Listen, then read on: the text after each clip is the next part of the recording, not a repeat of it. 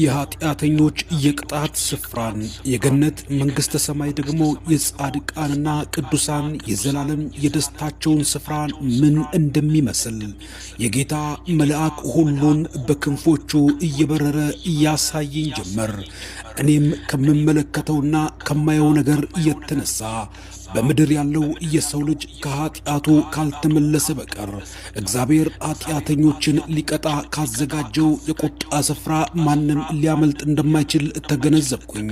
በሕጉና በሥርዓቱ ለተጓዙት ደግሞ እሱን አምነው ለጸኑት ያዘጋጀው ገነት መንግሥተ ሰማይ በእውነት እግዚአብሔር ለሰው ልጅና ለፍጥረቱ ምን ያክል ፍቅርና ክብር እንዳለው የሚገልጥ ነው።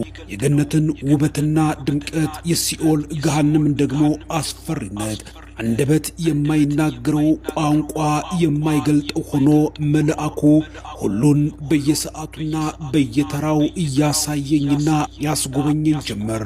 ሰላም ውድ የንጋት ኮከብ ሚዲያ ቤተሰቦች፣ በዛሬው ዝግጅት ደግሞ ተክለማርያም የተባለ ወንድማችን በገነትና በሲኦል የነበረውን ሕይወትና መንፈሳዊ ራእይን በተመለከተ ያየውንና የተመለከተውን ምስክርነትን ይዤላችሁ ቀርብ ያለው። ለቻናላችን አዲስ የሆናችሁ ሰብስክራይብ በማድረግ መረጃዎች ሲለቀቁ ፈጥነው እንዲደርሷችሁ የደወል ምልክቷን በመጫን ላይክና ሼር በማድረግ አብራችሁኝ እንድትቆዩ የምጋብዛችሁ ሙልጌታ ስዩም ነኝ።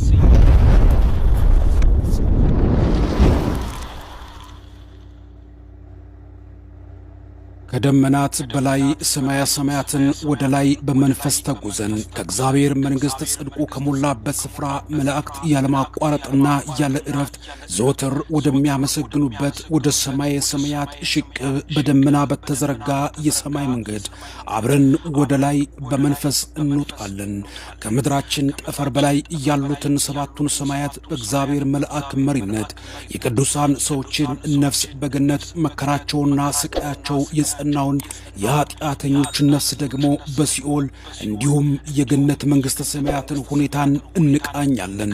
ከዚያ በፊት በመንፈስ እየተነጠቅን ሰማያትን በደመናና በነፋስ ተጭነን የእግዚአብሔር መልአክ ለዮሐንስ ወንጌላዊው እንዳሳየው የሰማይን ምስጢር በእምነት መነጽር በራእይ እንቃኛለን።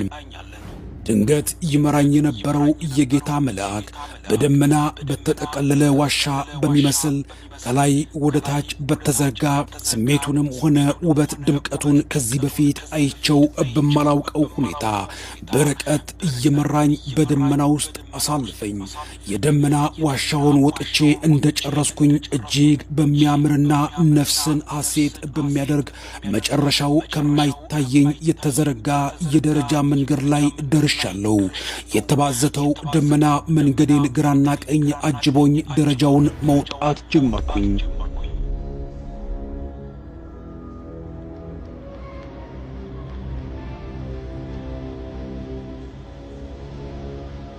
አንዱን መንገድ ወጥቼ ጨረስኩ ስል ሌላ እጅግ ቋንቋ የማይገልጠው የሰማይ መንገድ እየተቀበለኝ ከሐሴት እየተሸጋገርኩኝ አሁን ሌሎች መላእክት ግራና ቀኝ አጅበውኝ የት እንደሆንኩ ከማላውቀው ቦታ ላይ እገኛለሁ። ውበቱንና ድምቀቱን ከዚህ በፊት አይቸው የማላውቀው ከደስታ ብዛት ነፍስን ከሥጋ የሚለይ የመግቢያ በር ላይ ደርሻለሁ። የሚሰማኝ ነገርን አላውቀውም፣ ግን ነፍሴ አይታ የማታውቀው ደስታና ሐሴት ላይ እንደሆንኩኝ ብቻ ይሰማኛል። እነዚያን የሚያማምሩ በሮችን አልፌ ወደ ውስጥ መልአኩን ተከትዬ ገባው። በረዶ መስተዋት በሚመስል እጅግ በሚያምር መንገድ መጓዜን ቀጠልኩኝ። ሽቅብ የሚያስወጣውን ደረጃ እንደወጣው የተከፈተ በር ጠበቀኝ። በደስታ ወደዛ ገባው። መዓዛው እጅግ ከሚያውድ የአበቦች ደረጃ ደርሻለሁ። የት ነው አልኮት ከፊት የሚመራኝንና ርቆን የሄደውን መልአክ ድንገት እንደ ዞርኩ በደመና የተነጠፈ ሰፊ በር ተመለከትኩኝ። የጌታ መልአክ በሚያምር ኮሪደር በርቀት እየሄደ ታየኝና እኔም በኮሪደሩ ተከተልኩት።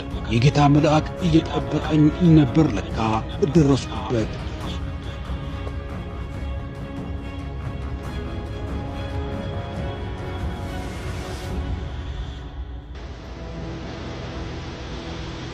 ይህ የምታየው ሰማያዊቷ ኢየሩሳሌም ናት አለኝ። በብርሃን እየተሞላች የምታንጸባረቅ ቋንቋና ቃላት የማይገልጣት ውበት ነበራትና በድንጋጤ በግንባሬ ፍግም ብዬ ወደቅኩኝ። ተነስ ገና ምን አየህና አለኝ መልአኩ። እየተፍገመገምኩኝ ከወደቅኩበት ተነሳው። መንግሥተ ሰማይን ውበትና ብርሃኗን አእምሮ የማይረዳው ቋንቋ የማይገልጠው ዓይን አይቶ የማይጠግበው እግዚአብሔር ለሰው ልጆች ያዘጋጀው ርስት እንደሆነች ሰምቻለሁ። ግን አሁን ከዚህ ሁሉ በላይ ሆና አግኝቻታለሁ። ይህ ለሰው ልጆች የተዘጋጀ ነው። ንስሐ ለሚገቡ፣ እንደ ሕግና ሥርዓቱ ለሚሄዱ፣ ፍቅርና እምነት ለሚኖራቸው፣ በክርስቶስ ደም ልትዋጁት አምላካቸው እያዘጋጀው ርስት ነው አለኝ መልአኩ። ኃጢአትና በደሌ ታወሰኝና እጅግ ስቅስቅ ብዬ ማለቀስ ጀመርኩኝ። መንግሥተ ሰማይ በብርሃን የተጥለቀለቀች በከበረ ማዕድን የታነጸች በዚያም ራብና መጠማት ድካምና ሕልም የሌለባት በቅድስና ለኖሩ ሰዎች የዘላለም መኖሪያ እንድትሆን ተደርጋ በእግዚአብሔር የተሰራች ድንቅ ርስት ናት። ይህን አይተህ ከኃጢአትህ ብትመለስ፣ ንስሐ ብትገባ፣ ፍቅርና እምነት ቢኖርህ ትወርሳለህ። በደስታና በሰላም ለዘላለም ከአምላክህ ጋር ትኖራለህ አለኝ።